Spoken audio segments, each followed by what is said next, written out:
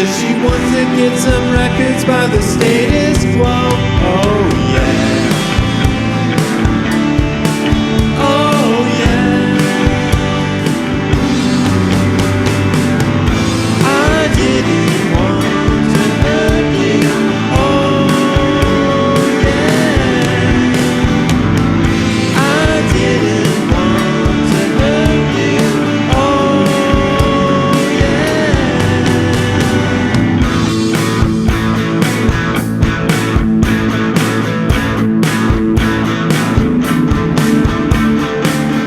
Right, hello there, thrill seekers. That was a little bit of my rendition of a song by Teenage Fanclub called The Concept. They just put out a new album called, I think, Nothing Lasts Forever, and I ordered it directly from the band's website, so I haven't gotten it yet. I was going to do a song from their new album, but it was too hard to figure out a new song, so I just did an old song, The Concept, so that's why I did that. Okay, so here's what I wanted to talk to you about. Today, I wanted to talk to you about frustration. I wrote a little memo to myself the other day because I had a conversation with somebody, my nephew or my wife, I can't remember. I had a conversation with somebody about frustration, and I wrote down the words meditation frustration. I think the main reason that people give up on a meditation practice, whether it's Zazen or TM or Vipassana or whatever meditation practice you're going for, one of the main reasons, probably the number one reason people get sick of it and just give up, is they get frustrated.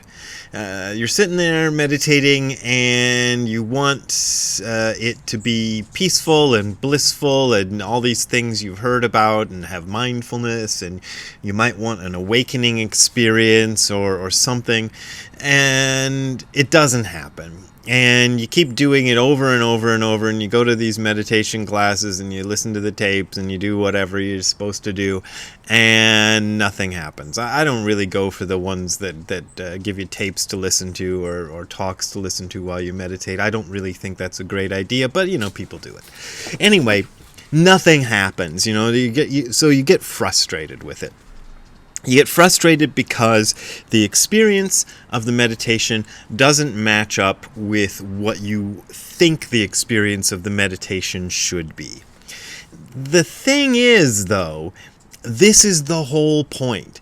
And what I like about Zen meditation, just to toot my own horn or to advertise my own brand or whatever the brand I've stuck with for all these years, is that it's pretty obvious, not obvious, it's stated from the outset, let's put it that way, that this practice is going to be frustrating, and that frustration isn't an anomaly, or it isn't something that's a problem with the practice. It isn't something that's kind of there and you got to get rid of it. It's actually the point. The point is to get frustrated. You sit there and you get frustrated because your experience doesn't match what you think it should be. And you do that over and over and over again. This is what you're doing in Zen practice. You're just getting frustrated. You're just, for the first few years of a Zen practice, to be honest, you're just getting frustrated. It's just not doing what you think it should do. That process is how the Zen meditation at least works. I feel like I'm back in LA now with the helicopters. That's one of the things I thought I'd get away from, moving out here, way out far from LA. But anyway, there's helicopters here too. Anyway, and it's frustrating to have to do a video when there's helicopters going overhead and I have to stop and wait for them to pass. But that's kind of what you're doing in Zazen. You're waiting for the helicopters of the mind to pass. There you go. There's a little segue there that I didn't do very well. But anyway, that's what you're doing. So the frustration of the practice allows you to look at what frustration really is. And I just told you what it is, but sometimes being told what it is and experiencing it or noticing for yourself really that it is exactly that thing you've been told it is makes a difference. So it's your mind coming to terms with the fact that your experience isn't what you want it to be. And you do this over and over again in a sort of controlled situation of meditation. You decide to do 25 minutes or 30 minutes every morning of seated meditation, and that's your chance to watch frustration in action and to see it happen and to allow it to happen. So you're just letting yourself get frustrated. That's fine. You just frustration, I hate this, I'm going to keep doing this, and you do it, and you watch the frustration arise, and instead of doing something about the frustration, instead of going out and trying to fix it or control it or do something else or do it in a different way or whatever, you just keep doing this frustrating practice, this difficult practice, and watching over and over as the frustration arises, and you see it arise and you go, there's frustration arising again, and just keep letting it happen. That's what this practice is all about. So the frustration is a feature. Is that how they say it? Is that how the kids these days say it? It's a feature, not a what's the opposite of a feature? I don't know. I don't know what the opposite of a feature. The frustration is, though, the point of the meditation. And I've been talking, there are some things you can do about it. One of the things that the Rinzai school of Zen does, which I think is kind of interesting, is that they deliberately try to make it even more frustrating. They give you a koan to work on, an impossible question usually. What is the sound of one hand clapping, or mu, you're supposed to meditate on, does a dog, like that dog over there, have Buddha nature? And the answer is mu, which means no, but it also means nothingness, or the void. Sometimes it's translated as. And you're supposed to concentrate on mu and become one with mu. And this is impossible. You can't become one with mu, and you can't. Well, I mean, I guess you could do something. And you can't answer the question of what is the sound of one hand clapping. That's the joke answer of the. But the sound of silence.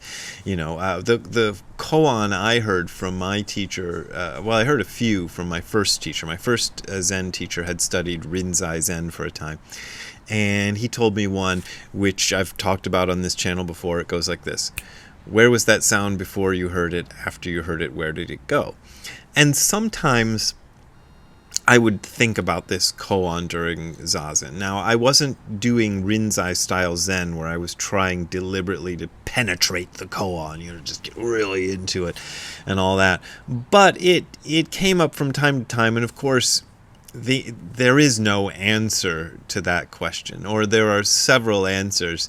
There is a way that you can demonstrate your understanding of the point of the exercise to your teacher.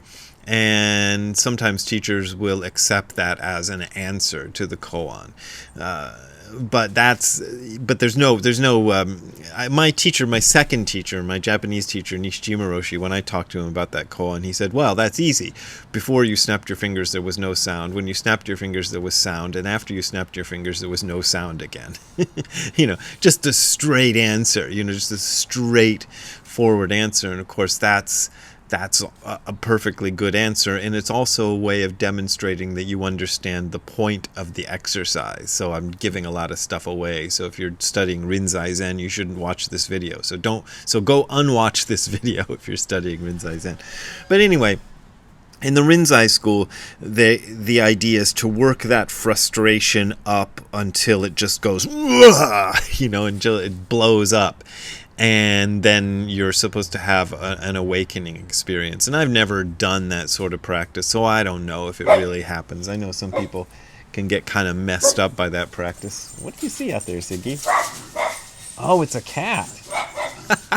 Wow, you got to witness wild wilderness in action, or the wild in action. He saw a cat walking along the fence, and he ran to get it. All right, Ziggy, you saw that cat. Did you get the cat? Did you send the cat away? Where are you? Over there. don't know if you can see him. He's over there in the corner somewhere. I can't see him in the monitor, but he's over there. Anyway, he chased the cat away, and we won the war against cats. I tell him when I leave the house. I read this somewhere that when you're leaving the house and you're leaving your dog alone, you should give the dog a task to do. Which, of course, does the dog even understand that you've given him a task? I don't know. It actually seems to do some good with Ziggy, though. And I'll tell him, keep an eye out for cats, because he knows the word cat. Make sure no cats get in the house. And he seems happy, or he seems happier. He doesn't seem to be trying to follow me as much, follow me out the door as much if I give him a task to do. I don't know. Anyway, so there's your task. Go look out for the cats of the mind. I don't know. But that's really all the point of this video. I just wanted to make a short video talking about frustration and how frustration is actually an important part of the practice, and that and that seeing frustration happen and seeing what frustration really is, and seeing how the mind is doing this all the time, not just in Zazen, but all the time.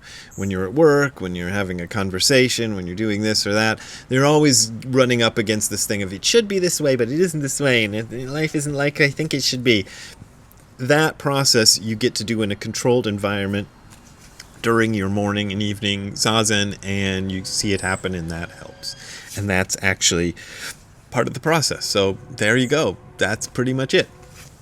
So if you want to help me alleviate my frustrations of not having money, I don't know, that's weird.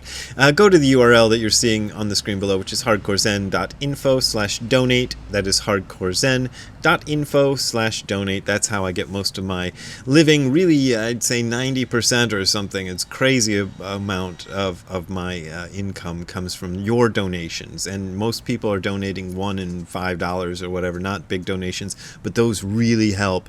And that's how I keep going, much better than I was doing from live talks and books alone. So thank you very much. But as always, you don't got to donate if you don't want to donate. There you are.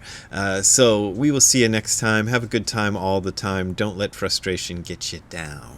Hey Ziggy, you feeling good? You chased that cat out of the yard, didn't you? You chased him away. You got rid of that cat. That's a good boy. That's what you're supposed to do. Keep the cats out of the yard. Actually, I don't really mind if the cats come in the yard, but he likes chasing them out, so that's nice. All right, Ziggy, we'll see you next time. Bye.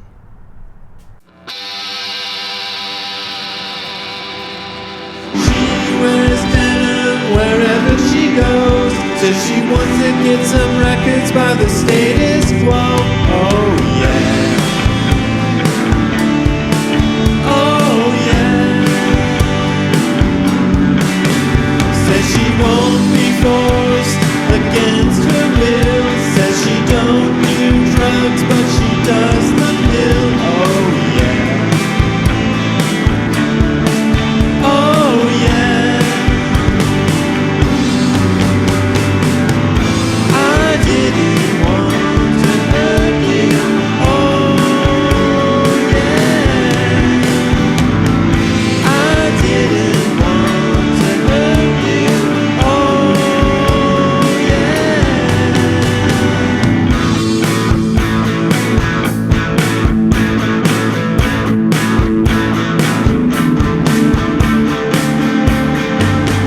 Says she likes my hair 'cause it's down my back. Says she likes